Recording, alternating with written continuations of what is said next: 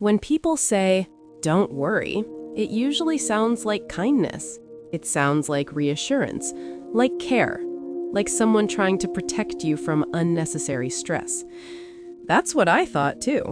For most of my life, I trusted the people closest to me to tell me the truth, especially when things mattered. I believed that if something was wrong, someone would say so. That if there was a problem forming, I would be warned. That silence meant safety. I didn't realize until much later that silence can also mean avoidance. I come from a close family. Not perfect, but close in the way many families are. Shared holidays, regular calls, opinions given freely, support offered when it's convenient and sometimes when it's not. We were the kind of family that liked to present itself as stable. "We're fine," was something we said often. I had always been the one who asked questions. Not aggressively, just thoughtfully. I liked to understand what was happening around me, financially, emotionally, practically. It wasn't about control, it was about clarity. But over time, I noticed something. Whenever I asked too many questions, someone would smile and say, "Don't worry." When I expressed concern, someone would gently respond, "You're overthinking." And when I hesitated, someone always reassured me, "We've got it handled." At first, it felt comforting. It meant I didn't have to carry everything alone. There came a period in my life when I needed that reassurance more than usual. I was juggling work, personal stress, and responsibilities that didn't leave much room for mistakes. I was tired, emotionally stretched thin, and when you're exhausted, reassurance feels like relief. So when my family told me not to worry, I listened. There was a situation forming quietly in the background. Not a crisis, not an emergency, just a set of decisions being made on my behalf. It started small. A document I was told didn't require my attention. A detail that was already taken care of. A conversation I wasn't included in because it was easier that way. Every time I asked for more information, the answer was the same. "Don't worry." And because I trusted them, because I loved them, I believed that those words were meant to protect me. I told myself I was being spared unnecessary stress. I didn't realize I was being excluded. Time passed. Months, then longer. Nothing seemed wrong on the surface. Life continued. Bills were paid. Plans moved forward. Whenever I asked how things were going, I was met with confidence. Everything was under control. I didn't push. Part of me didn't want to, because pushing would mean questioning not just decisions, but intentions. And questioning intentions in a family can feel like betrayal. There's an unspoken rule in many families. You don't interrogate the people who love you. So I stopped asking. Or rather, I softened my questions. I trusted that if something truly required my attention, someone would tell me. Looking back now, that trust was the turning point. Not because trust itself was wrong, but because it replaced responsibility. I wasn't irresponsible, but I wasn't fully present either. There was a moment, small, almost insignificant, when something inside me stirred. A comment made too casually, a change mentioned without explanation. I felt a flicker of concern. I almost asked more, but before I could, someone laughed and said, "You're worrying again." And I laughed too, because it was easier. Because pushing would have disrupted the peace. Because peace felt valuable at the time. I didn't know that peace built on avoidance doesn't last. It only delays impact. As time went on, I noticed subtle shifts. Conversations became shorter when I asked certain questions. Topics changed quickly. Details were glossed over. Not aggressively, just efficiently. I started to feel like an outsider to my own situation. But every time that feeling surfaced, I pushed it down. I reminded myself that family wouldn't intentionally put me at risk, that if there was a real problem, someone would say something, that silence meant stability. Then one day, I learned how wrong that assumption was. The realization didn't come dramatically. There was no argument, no confrontation, no sudden collapse. It came quietly, through a piece of information I was never meant to see on my own. A notice, a document, a detail that didn't match what I had been told. At first, I assumed it was a misunderstanding. I wanted it to be, so I reached out, casually. I asked for clarification. The answer came quickly and smoothly. "Oh, that? Don't worry about it." Those words landed differently this time. Not reassuring, dismissive. I pressed gently, asked for more explanation. There was a pause, then reassurance again, repeated, almost rehearsed. Something inside me shifted, not into panic, but into awareness. For the first time, I realized that "don't worry" wasn't meant to protect me, it was meant to keep things simple, for them. I didn't confront anyone that day. I didn't accuse. I didn't raise my voice. But I stopped ignoring my instincts. I began paying closer attention, quietly. I reviewed information I had previously skimmed. I asked questions indirectly. I listened for what wasn't being said. And slowly, a picture began to form, not of malicious intent, but of convenience. Decisions had been made without me because including me would have slowed things down. Concerns had been dismissed because addressing them would have required accountability. Information had been withheld, not to harm me, but to avoid discomfort. And the cost of that avoidance was about to become very real.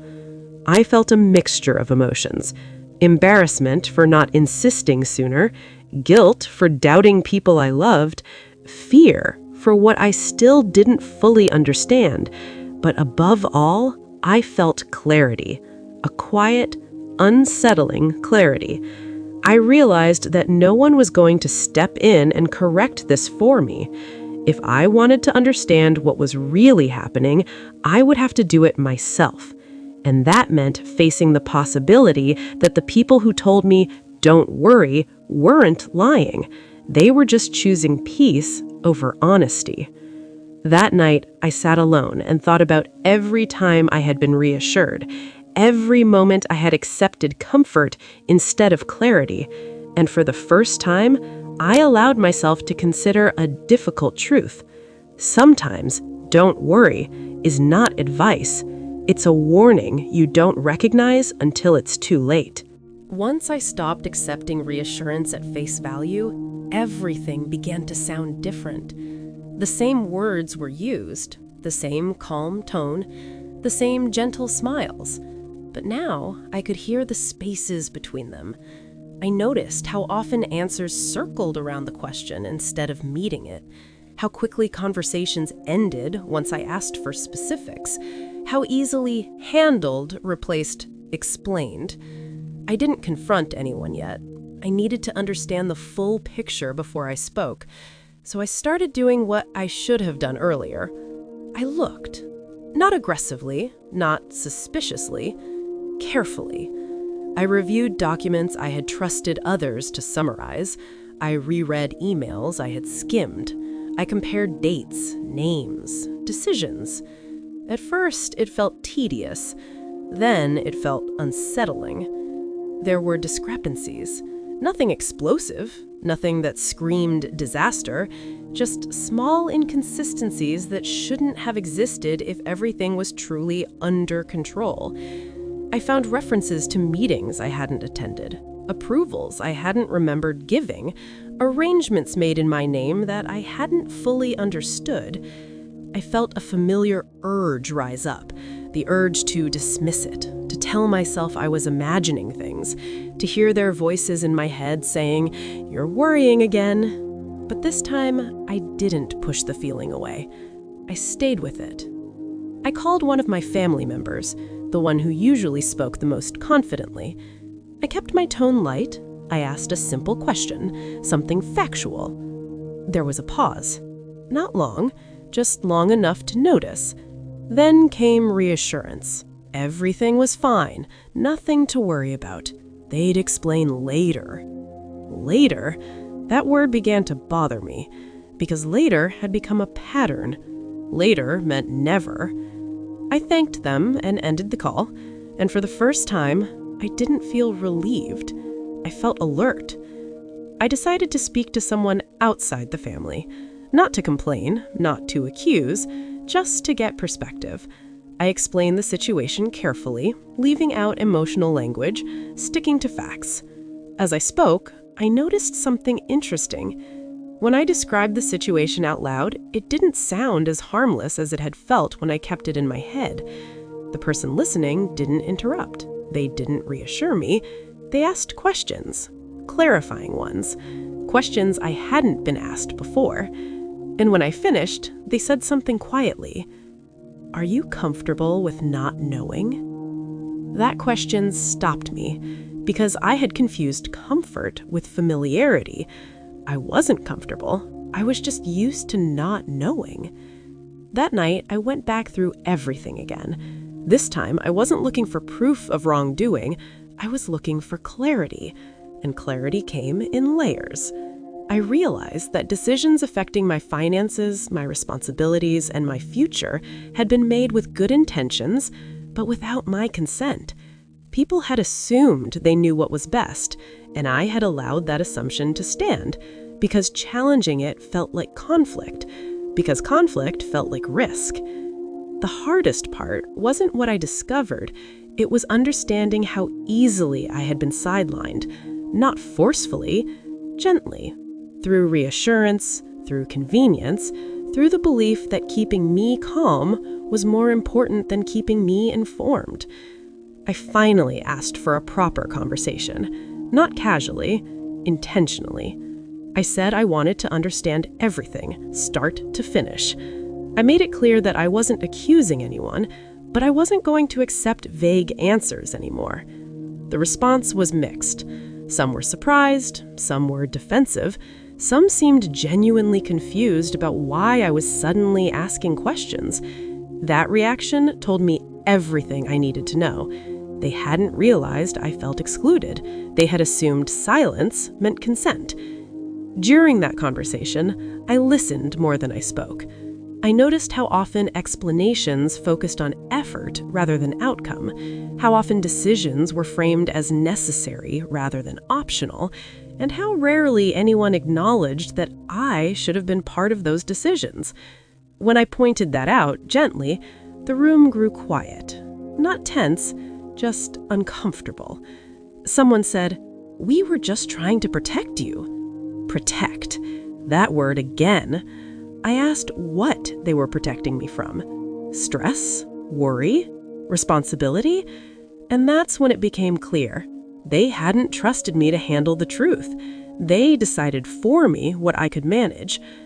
I left that conversation feeling heavier, but clearer, because now I understood the dynamic. It wasn't about deception, it was about control. Not malicious control, protective control. The kind that feels justified until it causes harm. In the days that followed, I noticed a shift. People became more careful with their words, more guarded, as if they realized something had changed. And something had. I was no longer willing to be comforted into silence. I asked for documentation, specifics, timelines. Some of it was provided, some of it took longer than it should have, and in that delay, I found my answer. There were consequences to not worrying. Real ones. Not catastrophic, but significant. Decisions that limited my options, commitments I would have made differently, paths chosen without my input. I felt anger rise up for the first time. Not explosive anger, focused anger. The kind that comes when you realize your trust was used to simplify someone else's job. I had to confront a difficult truth. The people who told me not to worry weren't lying. They just didn't think my involvement mattered. And that realization hurt more than any financial consequence because it challenged how I saw myself within my own family. I wasn't the decision maker. I was the person being managed. That night, I sat with the weight of that understanding. I thought about how often I had accepted reassurance because it felt easier, how often I had equated calm with safety, and how costly that equation had been. I knew the next step wouldn't be easy, because clarity changes expectations. Once you ask for transparency, you can't return to comfortable ignorance. I would have to choose, not between trust and suspicion, but between participation and passivity.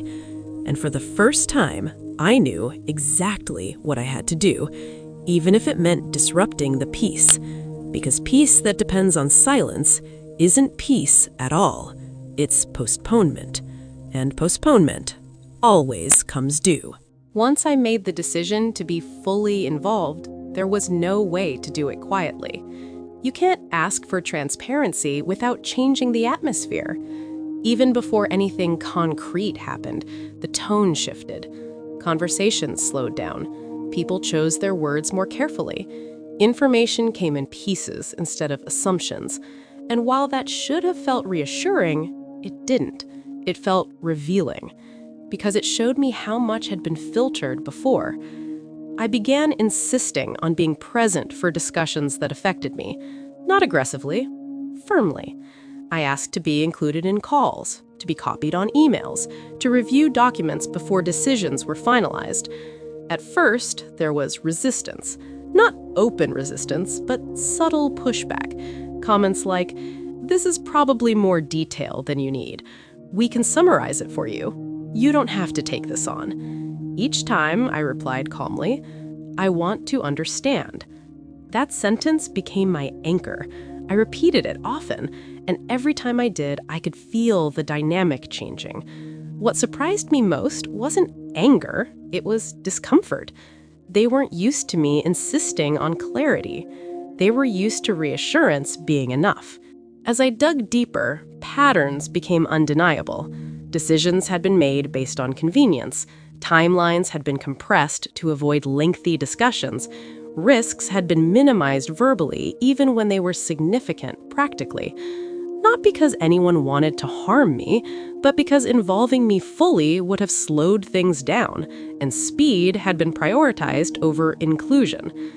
That realization was difficult to sit with, because it meant no one had stopped to ask a simple question: what does she want? They had assumed they knew, and I had let them. There was a moment during one discussion that crystallized everything. We were reviewing a decision that had already been implemented. I asked why I hadn't been consulted. Someone said, casually, "We didn't think you'd want to deal with this." That sentence stayed with me. Not because it was cruel, but because it was revealing. It showed me how I had been perceived, as someone to be protected from complexity, as someone who preferred calm over control.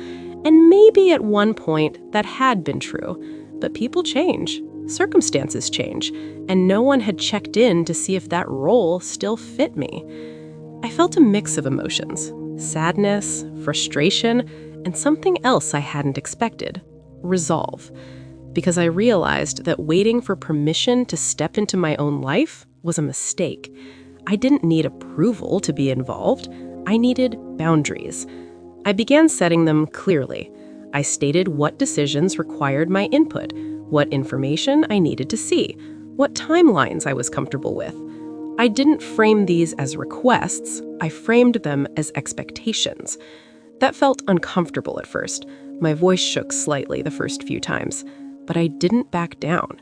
And slowly, something shifted, not in them, but in me. I stopped apologizing for wanting clarity. I stopped explaining why transparency mattered to me. I stopped softening my language to make it easier for others to accept. I spoke calmly, directly, respectfully, and that changed how I was heard. Some family members adjusted quickly. They seemed relieved to have clear direction. Others struggled. They felt challenged. Not because I was wrong, but because the old system had worked for them. That's the part people don't talk about. Silence benefits someone. It always does. And when you break it, you disrupt more than just misunderstanding. You disrupt comfort. I had to come to terms with the fact that some of the pushback I received wasn't about my well-being. It was about inconvenience. That realization hurt. But it also freed me because it clarified something important. I wasn't responsible for maintaining everyone else's ease at the expense of my own understanding. As more information came into focus, I saw the consequences of not worrying sooner. Not catastrophic consequences, but meaningful ones. Opportunities I would have approached differently, commitments I would have questioned, risks I would have mitigated. Nothing that ruined my life, but enough to reshape it. And that distinction mattered, because it reminded me that harm doesn't have to be dramatic to be real. It just has to be avoidable. I spoke with a professional, someone neutral, not to blame anyone, to evaluate what had already happened and what could be adjusted moving forward. They listened carefully. Then they said something that felt both validating and sobering. You weren't irresponsible. You were deferred. Deferred. That word landed. It captured everything. My involvement had been postponed indefinitely in the name of peace, and postponement had consequences. I asked what I could do now. They gave me practical steps. Nothing extreme, just structured involvement. Regular reviews, clear communication channels, written confirmations, things I should have had all along. I implemented them. Not all at once, but consistently. And as I did, the anxiety I had been carrying quietly for years began to fade. Not because everything was fixed, but because nothing was hidden anymore. There were moments of tension, moments where someone would say, "You're being very careful lately." I didn't take that as criticism. I took it as acknowledgement, because careful wasn't a flaw. Careful was engaged. I also noticed something unexpected. The more I participated, the more I respected I felt. Not liked, respected. And there's a difference. Being liked often comes from being agreeable. Being respected comes from being clear. I realized I had spent too much of my life prioritizing harmony over honesty. And while harmony feels good, it's fragile when it depends on silence. Honesty, even when uncomfortable, creates something sturdier. I had one final conversation that marked a turning point. I said calmly that while I appreciated the intention behind "don't worry," it wasn't what I needed anymore. I needed information. I needed choice. I needed to be trusted with the truth. The response was mixed. Some nodded, some looked away, but no one argued. And that, in its own way, felt like progress. Because sometimes change doesn't announce itself. It simply becomes unavoidable. That night, I reflected on how close I had come to missing all of this, how easily I could have continued trusting reassurance, how tempting it would have been to stay comfortable. And I understood something deeply. Worry isn't the enemy. Unexamined reassurance is, because worry prompts questions, and questions lead to understanding. I wasn't worried anymore. I was aware. And awareness, while heavier at first, is lighter to carry. I knew the final stage of this story wouldn't be dramatic. There would be no grand apology, no clear villain, just a new normal, one built on clarity instead of comfort. And I was finally ready for it. By the time everything settled, nothing looked dramatic from the outside. There was no fallout that people could point to, no loud arguments, no obvious moment where everything fell apart. And yet, my life felt fundamentally different. Not because something had been taken from me, but because something had been returned. My awareness. Once I was fully involved, the fog lifted. Not all at once, not cleanly, but steadily.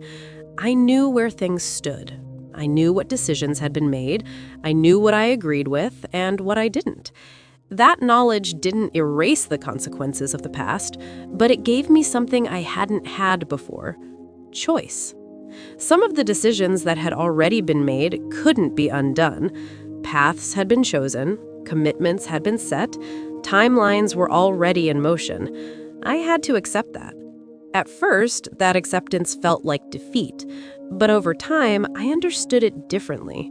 Acceptance wasn't approval, it was acknowledgement. And acknowledgement is where peace actually begins. The conversations with my family changed. Not instantly, but noticeably. There was less casual reassurance, less "don't worry," more specifics, more pauses, more moments where people checked in instead of assuming. It wasn't perfect. Sometimes old habits resurfaced. Sometimes someone would still try to smooth things over with comfort instead of clarity. And every time that happened, I responded calmly. "I'd like to understand."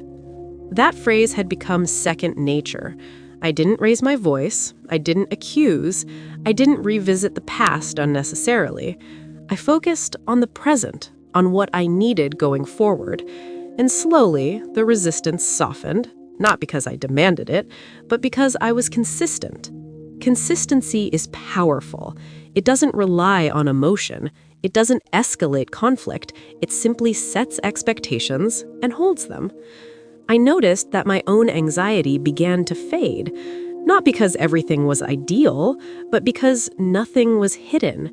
There's a particular kind of stress that comes from not knowing, from sensing something is off but being told it's fine. That stress is exhausting. Once clarity replaced reassurance, I felt lighter, more grounded, even when the information wasn't what I wanted to hear. I also noticed something else. I trusted myself more, not in a dramatic, self-help kind of way, but in a quiet, practical sense. I trusted my instincts, I trusted my questions, I trusted my right to be involved. I stopped second-guessing whether I was being too much. I stopped worrying about being seen as difficult, because I realized that difficulty is often just the name given to people who refuse to stay silent. My relationships changed, not just with my family, but with everyone. I became more direct, more present, less willing to accept vague assurances. And interestingly, most people responded well to that. Some even seemed relieved, as if they had been waiting for someone to ask the questions out loud. There were a few who didn't, a few who preferred the old version of me, the quieter one, the one who trusted reassurance without proof. Letting go of their comfort with that version of me was hard, but I understood something important. I wasn't responsible for maintaining a dynamic that depended on my silence. Silence may feel peaceful, but it often comes at a cost, and that cost is usually paid quietly over time. I think back now to all the moments when someone told me not to worry. I don't resent them for it. I understand why they did it. Reassurance is easy. Clarity takes effort. Reassurance keeps things moving. Clarity slows things down. And slowing down is uncomfortable, especially in families that value harmony. But harmony built on avoidance is fragile. It cracks under pressure. What I learned is this: worry isn't something to be eliminated. It's something to be listened to. Worry is often the signal that something needs attention. Not panic, not fear, attention. I don't live in a state of worry now. I live in a state of awareness. And awareness has its own kind of calm, a deeper one. The kind that doesn't rely on other people telling you everything is fine, the kind that comes from knowing. If you're listening to this and recognizing yourself in parts of my story, the way reassurance felt comforting, the way silence seemed safer than questions, I want you to hear this clearly. You're not wrong for trusting the people you love, and you're not weak for wanting peace. But peace that requires you to look away isn't peace. It's postponement. You are allowed to ask questions. You are allowed to be informed. You are allowed to be involved in decisions that affect your life, even if it makes others uncomfortable, even if it changes the dynamic, even if it disrupts the calm, because your calm matters too. My family told me, "Don't worry," and for a long time I didn't.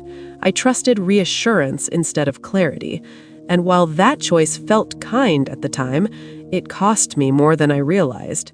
What I gained by finally paying attention wasn't perfect outcomes. It was something far more sustainable: understanding, agency, and the quiet confidence that comes from knowing I can face the truth, even when it's uncomfortable, without losing myself in it. That confidence doesn't announce itself. It settles in. And once it does, you don't need anyone to tell you not to worry, because you finally know where you stand. If this story stayed with you, you're not alone. Feel free to share your thoughts in the comments. Sometimes writing it out helps more than we realize. Leaving a like helps this story reach others who may need to hear it. And if you appreciate calm, honest stories inspired by real experiences, you're welcome to subscribe to Untold American Lives. Thank you for listening.